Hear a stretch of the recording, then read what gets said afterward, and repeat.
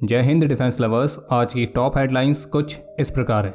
Iran के forces ने Israel के वेसल को किया सीज, जिसमें सवार हैं भारतीय नागरिक। ऑपरेशन मेघदूत की 40वीं एनिवर्सरी पर आर्मी ने दी कुछ नए इनिशिएटिव्स के बारे में जानकारी। जम्मू कश्मीर से भारी मात्रा में आर्म्स एंड एम्यूनिशंस हुए रिकवर। आर्मेनिया भारत से ले रहा है 150 से अधिक made in India artillery guns. और ईरान द्वारा शिप को सीज किए जाने के बाद इसराइल ने ईरान को दी वार्निंग।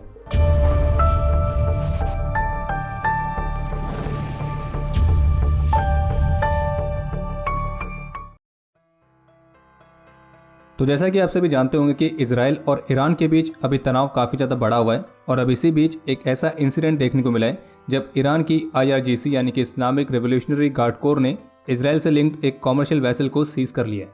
और इस वेसल पर पुर्तगाली फ्लैग लगा हुआ था और उसको सीज किया गया है स्ट्रेट ऑफ हॉर्मुज से। और ये जो शिप है ये UAE से भारत के जवाहरलाल नेहरू पोर्ट ट्रस्ट के रास्ते पर थी और इसी बीच IRGC फोर्सेस ने इसे इंटरसेप्ट किया।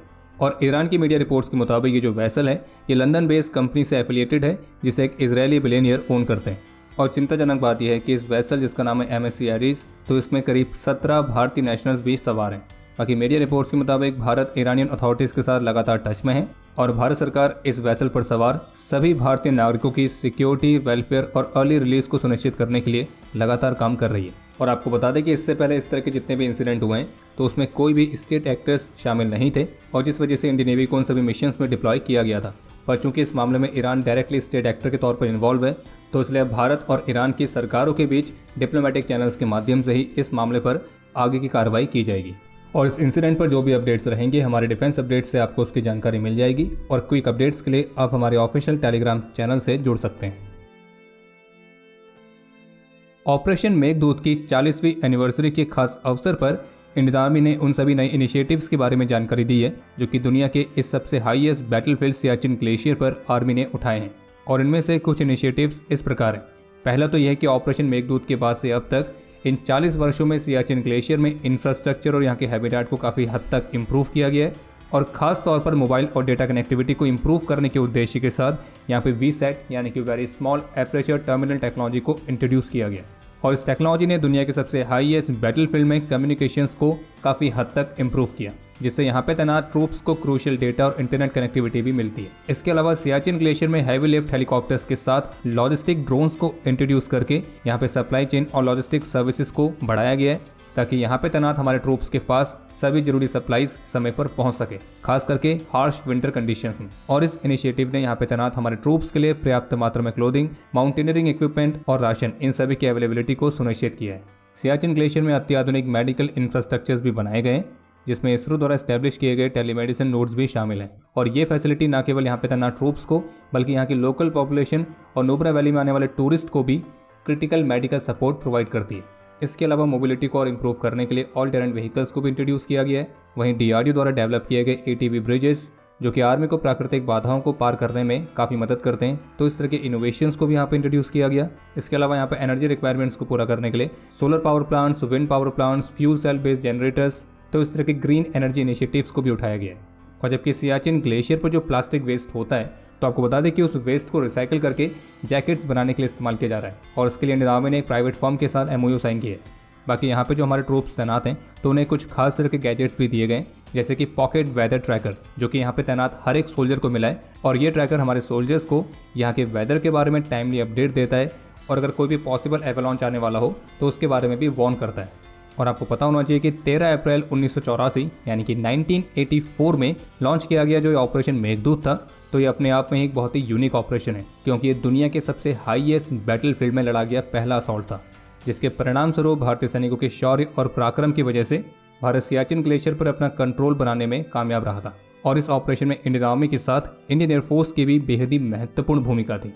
वैसे आप में से कितनों को पता है कि एक टाइम ऐसा भी आया था जब भारत में UPA गवर्नमेंट ने अमेरिका के प्रेशर के चलते सियाचिन ग्लेशियर पूरी तरह से पाकिस्तान को बेचने की योजना बना ली थी। वो तो हमारी सेना में कुछ ऐसे कमाल के ऑफिसर्स थे जिन्होंने ऐसा होने से बचा लिया। और ये पूरा इंसिडेंट क्या था तो उस पर एक डिटेल आर्टिकल हमारी ऑफिशियल वेबसाइट defenseexp.com पर उपलब्ध है, आप उसको जाके पढ़ सकते हैं। और वो आर्टिकल आप हिंदी, इंग्लिश किसी भी लैंग्वेज में पढ़ सकते हैं। बाकी आर्टिकल का लिंक इस वीडियो के डिस्क्रिप्शन में आपको मिल जाएगा।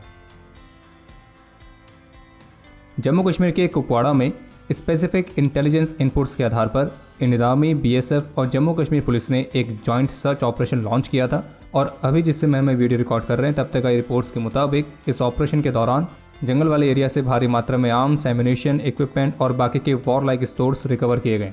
और जो आर्म्स एंड एम्यूनेशन रिकवर किए गए तो इनमें अंडर बैरल ग्रेनेड लॉन्चर्स, उससे ग्रेनेड्स, लगभग 23 चाइनीज़ हैंड ग्रेनेड्स, करीब 9 40 mm के MGL राउंड्स, एक pistol, 9 pistol magazine, 65 pistol rounds, AK-47 rifle, 5 AK magazines, लगभग 1135 AK के राउंड्स, IED और लगभग 175 पीका गन के राउंड्स भी इसमें शामिल हैं।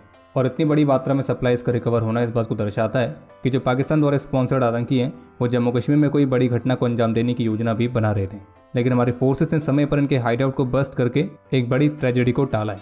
बाकी इस ऑपरेशन की सफलता पर आज का डिज़ाइन ऑफ द डे है आई गॉट सप्लाईज, और इसे आप PKMKB कूपन कोड का इस्तेमाल करके squadron.in से स्पेशल डिस्काउंट में बाय कर सकते हैं।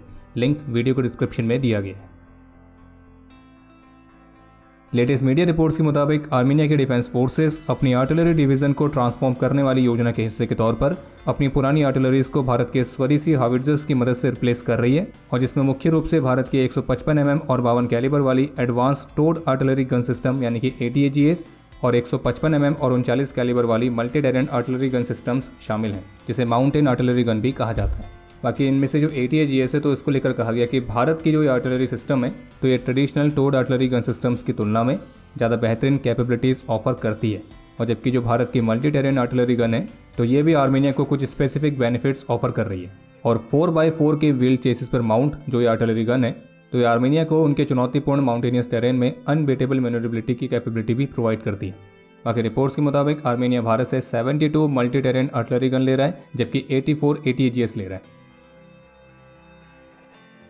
ईरान के फोर्सेस द्वारा इजराइल से लिंक शिप को सीज किए जाने के बाद आज शनिवार को इजराइल ने ईरान को वार्न करते हुए कहा है कि अगर ईरान सिचुएशन को और ज़्यादा एस्केलेट करने के रास्ते को चुनता है तो फिर उसके लिए उसे बहुत ही गंभीर परिणाम भुगतने पड़ेंगे। और जबकि अमेरिका भी ईरान द्वारा इजराइल पर किसी भी तरह के संभावित हमले के बारे में पहले से वार्न करता आ रहा है, और जबकि ईरान के ऑफिशियल्स का यह मानना है कि उनकी जवाबी प्रतिक्रिया के बाद इजराइल पैनिक में है। खैर, बाकी अब समय है आज के इतिहास का। आज के दिन 2020 में जम्मू कश्मीर में देश के प्रति अपना कर्तव्य निभाते हुए जम्मू कश्मीर पुलिस के स्पेशल पुलिस ऑफिसर इकबाल बसीत ने अपना सर्वोच्च बलिदान दिया था। आज के दिन 2016 में मणिपुर में अपने अदम्य साहस और वीरता का परिचय देते हुए मेजर अमित देसवाल वीरगति को प्राप्त हुए थे और इन्हें मरणोपरांत सेना मेडल से सम्मानित किया गया। आज के दिन 1999 में जम्मू कश्मीर के बारामूला में एक ऑपरेशन के दौरान अपने अदम्य साहस और वीरता का परिचय देते हुए मेजर हरविंदर पाल सिंह वीरगति को प्राप्त हुए थे और इन्हें मरणोपरांत शौर्य चक्र से सम्मानित किया गया।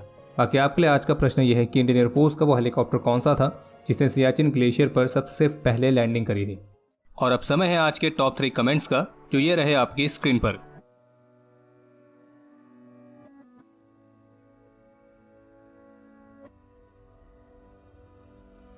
तो हमारे आज के इस एपिसोड के लिए इतना ही। उम्मीद है आपको एपिसोड पसंद आया होगा। पसंद आया तो वीडियो को लाइक जरूर करें। कोई भी सुझाव या सवाल हो तो उसके लिए कमेंट सेक्शन ओपन है। और अगर आपने अभी तक डिफेंस स्कॉट की सुपर ऐप को डाउनलोड नहीं किया है तो आज ही डाउनलोड करें और एक्सप्लोर करें डिफेंस की दुनिया को एक अलग तरह से। बाकी जल्द ही मिलेंगे नए एपिसोड के साथ। तब तक के लिए जय हिंद, जय भारत।